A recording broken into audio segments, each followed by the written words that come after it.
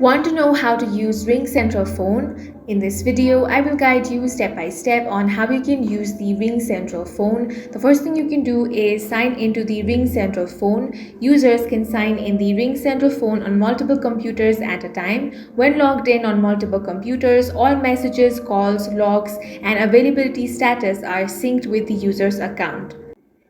Now, users with an assigned digital line can use the dial pad or click the call button for any of their contacts to place calls directly from the RingCentral app. When signed into multiple computers, only one computer will be authorized to place a direct outgoing call from the RingCentral app, and the rest can place outgoing calls via RingOut.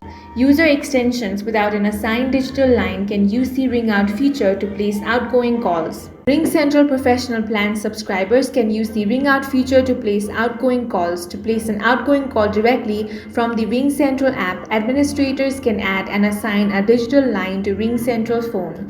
And that's all for this video. If you found it useful, make sure to hit the like button and subscribe for more videos like this.